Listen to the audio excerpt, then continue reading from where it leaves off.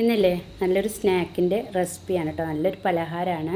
നമുക്ക് ചായൻ്റെ കൂടെയൊക്കെ കഴിക്കാൻ പറ്റിയ വളരെ ടേസ്റ്റി ആയൊരു പലഹാരമാണ്. നമുക്ക് വീട്ടിലുള്ള ഇൻഗ്രീഡിയൻസ് കൊണ്ട് തന്നെ പെട്ടെന്ന് തയ്യാറാക്കി എടുക്കാൻ പറ്റുന്ന നല്ലൊരു ഇതിലേക്ക് വേണ്ടത് പച്ചരിയും ഉരുളക്കിഴങ്ങുമാണ് കേട്ടോ. അപ്പോൾ അതെങ്ങനെ തയ്യാറാക്കാൻ നോക്കാം. അതിന് വേണ്ടിയിട്ട് ഇതാ ഒരു കപ്പ് പച്ചരി ഞാൻ 4 മണിക്കൂർ കുതിർത്തിയതാണ്. അത് മിക്സിയുടെ ജാറിലേക്ക് കഴുകി വൃത്തിയാക്കി ഇട്ട് കൊടുക്കുക. ഇനി ഇതിൻ്റെ കൂടെ തന്നെ ഒരു ഉരുളക്കിഴങ്ങാണ് കേട്ടോ. വലിയൊരു ഉരുളക്കിഴങ്ങാണ് എടുത്തിട്ടുള്ളത്. ചെറുതാണെങ്കിൽ 2 എടുത്തോ. ഇതിപ്പോൾ ഞാൻ വലിയൊരു ഉരുളക്കിഴങ്ങ് ആയതിനെ കൊണ്ട് 1 എടുത്തിട്ടുള്ളത്. അത് പുഴുങ്ങിയതാണ്. ഇനിയിപ്പോൾ ഇതാ തൊലിയൊക്കെ കളഞ്ഞ് ഞാൻ ഈ അരിയുടെ കൂടെ തന്നെ ഇട്ട് കൊടുക്കുകയാണ്. ഇനി ഇതിലേക്ക് ഒരു 3 ടേബിൾ സ്പൂൺ വെള്ളം ഒഴിച്ചിട്ട് ഒന്ന് അരച്ചെടുക്കണം കേട്ടോ. വെള്ളം കൂടി പോവരുത്. ഒരു ഇഡ്ഡലി മാവിൻ്റെ ഒക്കെ ഒരു പരുവത്തിൽ വേണം കിട്ടാൻ. അപ്പോൾ ഇതാ ഇതുപോലെ വേണം കേട്ടോ അരച്ചെടുക്കാൻ. ഇത് നമുക്ക് ഒരു ബൗളിലേക്ക് ഒഴിച്ച് കൊടുക്കാം.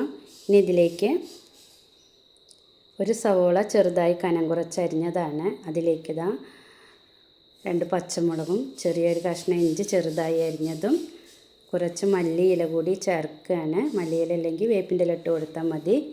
ഇനി അതിലേക്ക് ആവശ്യത്തിനുള്ള ഉപ്പ് കൂടി ചേർക്കുക. ഇതിലേക്ക് 1/2 ടീസ്പൂൺ ബേക്കിംഗ് പൗഡർ കൂടി ചേർത്തിട്ടുണ്ട് കേട്ടോ. ഇനി നല്ല ഒന്ന് മിക്സാക്കി എടുക്കുക. നമ്മൾ ഉള്ളിയും പച്ചമുളകും ഇഞ്ചിയൊക്കെ ഇട്ടതല്ലേ, അപ്പോൾ നല്ലൊന്ന് മിക്സാക്കി എടുക്കുക. ഇത് റെസ്റ്റ് ചെയ്യാനൊന്നും വെക്കണ്ട. നമുക്കിനി എണ്ണ ഒഴിച്ചിട്ട് ഓയിൽ ഒഴിച്ച് ചൂടായി വരുമ്പോൾ ഇതാ കൈക്കൊണ്ട് ഇതുപോലെ ഇങ്ങനെ നുള്ളിയിട്ട് കൊടുക്കുക കേട്ടോ. കണ്ടില്ലേ, അതാണ് വെള്ളം കൂടിപ്പോവരുതെന്ന് പറയുന്നത്. വെള്ളം കൂടിപ്പോയാൽ നമുക്ക് കൈക്കൊണ്ട് ഇതുപോലെ ഇട്ട് കൊടുക്കാൻ കഴിയൂല.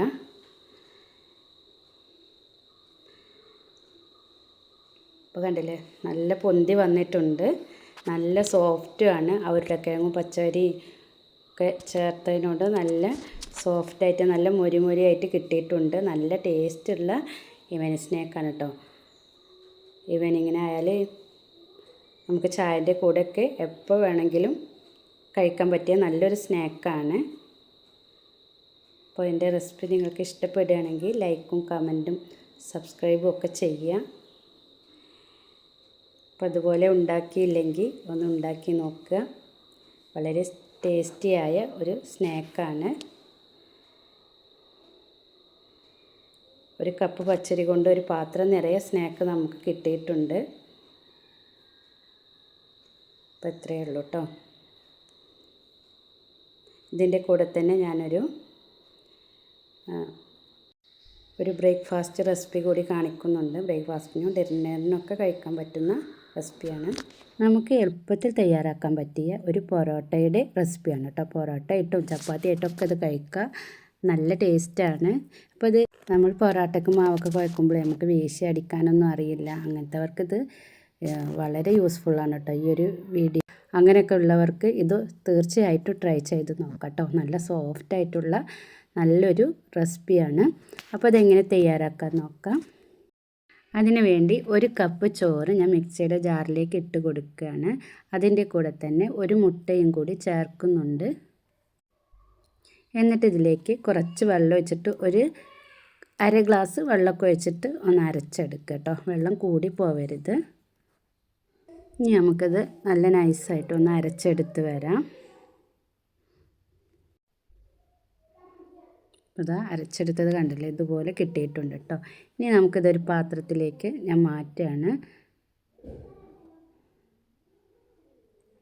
നമ്മൾ പൊടി കുഴക്കാൻ എടുക്കുന്ന പാത്രത്തിലേക്ക് തന്നെ ഇത് മാറ്റിയെടുക്കണം. നമുക്കിതിലേക്ക് ഇനി ഇതാ മൈദപ്പൊടി ചേർത്ത് കൊടുക്കാം. 2 കപ്പ് മൈദപ്പൊടിയാണ് ഞാൻ ഇതിലേക്ക് ചേർത്ത് കൊടുക്കുന്നത്. എന്നിട്ടിത് നമുക്ക് നല്ലൊന്ന് മിക്സാക്കി എടുക്കണം. ആവശ്യത്തിന് ഉപ്പും ചേർക്കുക. എന്നിട്ട് നല്ലൊന്ന് മിക്സാക്കി എടുക്കുക കേട്ടോ. നമുക്ക് പൊറോട്ട ഒക്കെ കഴിക്കുന്ന അതേ ടേസ്റ്റിൽ തന്നെയാണ് കേട്ടോ ഇത് കിട്ടുന്നത്. നല്ല ടേസ്റ്റാണ്. പൊറോട്ടനേക്കാൾ സോഫ്റ്റില്ല. നമ്മൾ നല്ല അടിച്ചിട്ടൊക്കെ ഉണ്ടാക്കുന്ന ഒരു പൊറോട്ട അല്ല, ആ ഒരു സോഫ്റ്റിൽ തന്നെയാണ് നമുക്ക് ഈ പൊറോട്ട കിട്ടുന്നത്. ഇനി നമുക്കിത് കുറച്ച് നേരം കൈ വെച്ചിട്ട് ഒന്ന് കുഴച്ചെടുക്കണം കേട്ടോ. ഇതൊക്കെ ഒന്ന് സെറ്റാക്കി എടുത്താൽ മതി. അപ്പോൾ അതാ ഇതുപോലെ നമ്മൾ നല്ല സോഫ്റ്റായിട്ട് തന്നെ നമ്മൾ ബോൾ കിട്ടിയിട്ടുണ്ട് മൈദയുടെ.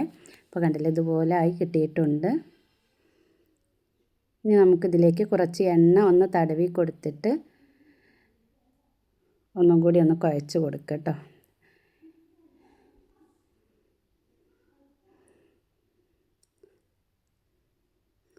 ഇത്ര മതി. ഇത് റെസ്റ്റ് ചെയ്യാനൊന്നും വെക്കേണ്ട ആവശ്യമില്ല. ഇതൊരു 3 ഭാഗമാക്കിയിട്ട് ഞാനിതിങ്ങനെ മുറിച്ചെടുക്കുന്നുണ്ട്.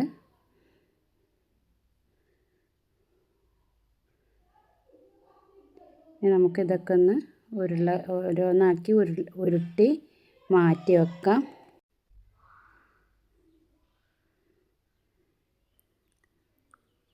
ഉരുളകളും ഇതാ ഉരുട്ടി വെച്ചിട്ടുണ്ട് കേട്ടോ. ഇനി നമുക്ക് ഈ മാവ് പരത്തുന്ന സമയത്ത് ഇതിലേക്ക് കുറച്ച് ഓയിൽ ചേർക്കേണ്ടതുണ്ട്. അതിലേക്ക് 1 ടീസ്പൂൺ മൈദപ്പൊടി കൂടി ചേർത്തിട്ട് ഒന്ന് മിക്സാക്കി എടുക്കുകയാണ് കേട്ടോ. ഈ ഓയിലാണ് ഞാൻ മാവിൻ്റെ മേലെ പരത്തുന്ന സമയത്ത് ചേർത്ത് കൊടുക്കുന്നത്.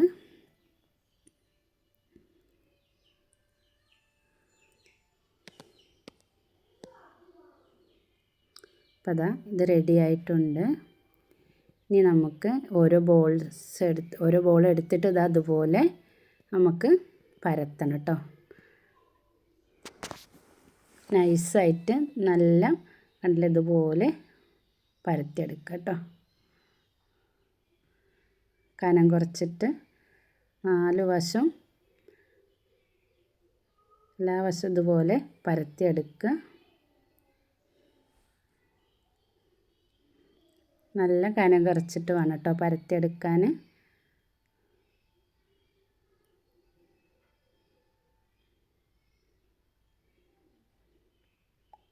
അപ്പോൾ അത് ഇതുപോലെ കിട്ടിയിട്ടുണ്ട്.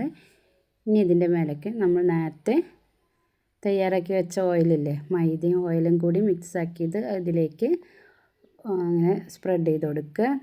ഇനി ഇതൊന്ന് ഇതുപോലെ ഒന്ന് ആക്കി കൊടുത്തതിന് ശേഷം എല്ലാ ഭാഗത്തും ഒന്ന് ആക്കി കൊടുത്തതിന് ശേഷം ഇത് അതുപോലെ ഒന്ന് മടക്കി കൊടുക്കുക കേട്ടോ. കണ്ടില്ലേ, ഇതുപോലെ ഒന്ന് മടക്കി എടുക്കുക.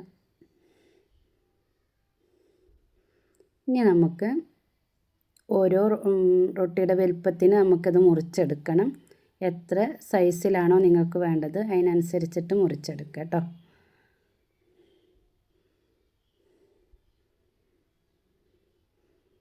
അപ്പോൾ ഞാൻ ഈ ഒരു വലുപ്പത്തിലാണ് ഇത് മുറിച്ചെടുത്തിട്ടുള്ളത്. ഇതുപോലെ നമ്മൾ മറ്റേ ബോൾസുകളും ഇതുപോലെ ആക്കി വെക്കുക കേട്ടോ. ഇതേപോലെ പരത്തിയിട്ട് അപ്പോൾ അതാ എല്ലതും ഞാൻ ഇതുപോലെ ആക്കി എടുത്തിട്ടുണ്ട്. ഇനി ഞാൻ അതിനൊന്നെടുത്തിട്ട് നമുക്ക് റെസ്റ്റ് ചെയ്യാനൊന്നും വെക്കേണ്ട ആവശ്യമില്ല. അപ്പോൾ തന്നെ പരത്തി ചൂടാം കേട്ടോ. ചോറ് കൂട്ടിയതിനുകൊണ്ട് നല്ല സോഫ്റ്റായിട്ട് കിട്ടും. ചോറ് മുട്ടയൊക്കെ ചേർത്തിട്ടില്ല ഇതിൽ, അപ്പോൾ നല്ല സോഫ്റ്റായിട്ട് തന്നെ നമുക്കത് കിട്ടും. ഇനി നമുക്കൊന്ന് പരത്തിയെടുക്കുക. നമ്മൾ എത്ര വലിപ്പം വേണ്ടിച്ച് അതിനനുസരിച്ചിട്ട് പരത്തിയെടുക്കുക കേട്ടോ. അപ്പോൾ ഏകദേശം ഇതുപോലെയൊക്കെ ആക്കി എടുത്തിട്ടുണ്ട്. ഇനി നമുക്ക് ചൂടായ ചട്ടിയിലേക്ക് ഇട്ട് കൊടുക്കാം. കണ്ടില്ലേ, ഇതുപോലെ ഒന്നിട്ട് കൊടുത്ത് 2 വശവും ഒന്ന് വേവിച്ചെടുക്കുക കേട്ടോ. നല്ല ചെറുതായി പൊള്ള വരുന്ന സമയത്ത് നമുക്കിതിലേക്ക് കുറച്ച് ഓയിൽ ഒന്ന് സ്പ്രെഡ് ചെയ്ത് കൊടുക്കാം.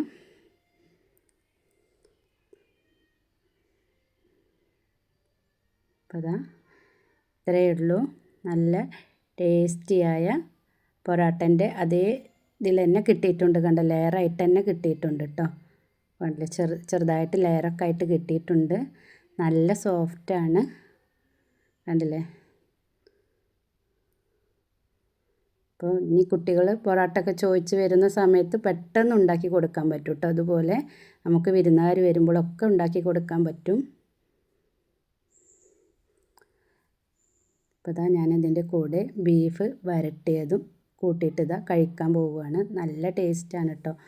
അപ്പോൾ എൻ്റെ റെസിപ്പി നിങ്ങൾക്ക് ഇഷ്ടപ്പെടുകയാണെങ്കിൽ ലൈക്കും കമൻറ്റും സബ്സ്ക്രൈബും ഒക്കെ ചെയ്യാം കേട്ടോ. Thank you.